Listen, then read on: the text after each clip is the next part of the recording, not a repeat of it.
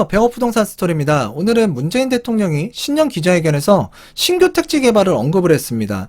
자, 그래서 또 다른 신규 택지 지정과 더불어서 신도시가 만들어지지 않을까라는 그 내용의 보도자료가 나와서 한번 살펴보려고 하는데요.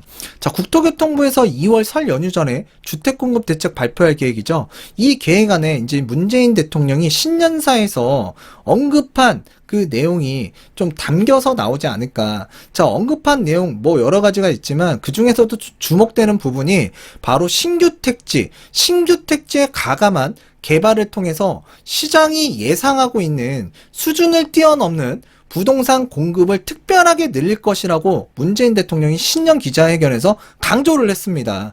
자, 그래서 지금 현재 이렇게 대통령이 신년 기자회견에서 강조를 한 이유는 지금 부동산 때문에 민심이 굉장히 사납고 성나했죠. 근데 이제 문제가 여러 가지가 있고 이걸 해결책도 뭐 여러 가지가 있을 수 있습니다. 자, 그런데 이제 정부에서는 지금 포커스를 공급으로 좀 맞추고 있는 것 같아요.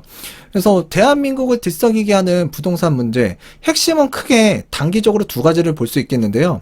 자, 천정부지로 치솟는 부동산 가격, 이거 어떻게 잡을 것인가? 그리고 또 다른 하나는, 자, 전월세 대란, 지금 고통받고 있는 서민들의 주거 불안 문제를 어떻게 해결할 것인가? 굉장히 지금 무주택자, 집 없는 사람들 굉장히 심리적으로 불안하고 불편합니다. 자, 그와 관련된 부분을 해결해주기 위해서 지금 공급, 굉장히 강한 수준의 그 시장에서 예상하는 수준을 뛰어넘는 공급을 할 것이라고 이제 강조를 했는데요. 자, 그와 관련된 보도자료 보도록 하겠습니다. 문재인 대통령이 신년사에서 신규 택지 개발과 관련된 발언을 했었고요.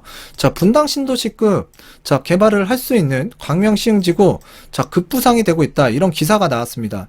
자, 대규모 공급 그 대책이 나올 때마다 항상 그 리스트에 오르는 지역, 바로 광명 시흥지구라고 보시면 되는데요. 자, 이 지역 같은 경우에는 3기 신도시 지정 후보지로 강력하게 대두됐던 지역이었지만 3기 신도시에서 비켜갔습니다. 자, 3기 신도시 두 곳, 세 곳 정도 규모와 그 비슷한 효과를 낼 수 있는 이 광명 시흥지구 지금 이야기가 많이 나오고 있는데요. 광명 시흥지구를 비롯해서 수도권 공급택지지구 추가 지정이 다가오는 공급대책의 주요 수단으로 급부상하고 있다. 문재인 대통령이 신년 기자회견에서 신규 택지 개발을 언급을 했죠. 자, 21일 정부와 부동산 업계에 따르면 국토교통부에서 2월 설 연휴 전에 주택공급 대책을 발표할 계획이다. 대통령이 뭔가 얘기를 했습니다. 자, 그랬을 때 이제 2월 설 연휴 전에 뭔가 대책이 나올 텐데 여기에 좀 반영되지 않을까라고 이제 예상을 하는 전문가분들이 많으신데요. 변창흠 국토교통부 장관이 공급대책의 밑그림은 이미 여러 차례 언급을 했기 때문에 대부분 알려져 있죠. 자, 지난 신년사에서 대통령이 그 수도권, 특히 서울 시내에서 공공부문의 참여와 주도를 더욱더 늘리고 인센티브를 이제 강화시키고 절차를 이제 간소화시키고 단축하는 방식으로 공공 재개발, 그리고 이제 역세권 개발, 그리고 신규 택지의 가감한 개발을 통해서 시장이 예상하는 수준을 뛰어넘는 부동산 공급을 특별하게 늘릴 것이다 라고 강조를 했습니다. 그래서 시장에서 예상하는 수준을 뛰어넘을 것이다. 자, 그리고 특별하게 늘릴 것이다. 자, 이 부분에 지금 관심을 받고 있다라고 보시면 되는데, 자, 광명 시흥지구, 그래서 이제 관심을 받는 곳이라고 보시면 될 것 같아요. 자, 광명 시흥지구 같은 경우에는 그 지난 2010년도에 보금자리로 이제 지정된 바 있었고요. 자, 이명박 대통령 때 이제 지정이 됐었죠. 자, 그 후 이제 사업 추진이 어려워지면서 2014년도에 지구 지정 해제를 했고요. 2015년도에 이제 난개발을 막기 위해서 특별관리지역으로 재지정을 했습니다. 정부와 업계 안팎에서 서울 근교에서 현재 활용 가능한 토지 중 광명 시흥지구만한 곳은 없다라는 분위기다. 지구 면적도 분당 신도시 1960만 제곱미터에 육박하는 1740만 제곱미터의 크기다. 분당 신도시 주택 공급 규모가 약 10만 가구인 수준을 고려하면 상당한 수준의 공급이 이뤄질 수 있다라는 분석이고요. 앞서 정부는 광명 시흥지구 보금자리 지구로 지정하면서 9만 5천여 가구의 주택을 공급하겠다라고 밝힌 바 있었습니다. 만약에 이제 신도시 지정이 된다고 한다면 약 9만 5천 개 정도의 그 주택이 생길 수 있는 지역이라는 거죠. 자, 한 업계 전문가는 광명시흥지구는 서울 서남권 접근성이 우수하고 신안산선, 광명-서울 고속도로 등 교통 여건도 나아질 것으로 이제 예상이 되고요. 자, 앞서 지정한 3기 신도시 두 곳, 세 곳 정도 규모의 효과를 낼 수 있을 것이라고 이제 말을 했습니다. 자, 이 때문에 문재인 정부의 수도권 대규모 공급 대책 때마다 주요 후보지로 이름을 올렸는데, 자, 지난 2019년 3월 3기 신도시 발표를 앞두고 광명시흥지구는 후보지에 있었고, 자, 3기 신도시 최종 명단에서 이제 이름은 빠졌지만, 자, 학원동 일부 지역에 공공택지로 지정, 주택 4,800가구가 들어설 예정이다. 자, 광명시흥 지구를 제외한 나머지 지역, 깜짝 지역으로 이제 지정될 가능성도 있는데, 그 후보지로는 고양 덕양구 화전동 일대와 김포 고천 등도 잠재적인 후보지다. 자, 이렇게 이제 나와 있습니다. 관계자는 시흥 광명, 그래서 3기 신도시가 제외된 것은 지자체, 그건 광명시겠죠? 반대 때문이라면 광명 시흥뿐만 아니라 수도권 공공택지 지정 과정에서는 일단 관건은 지자체와의 협의다.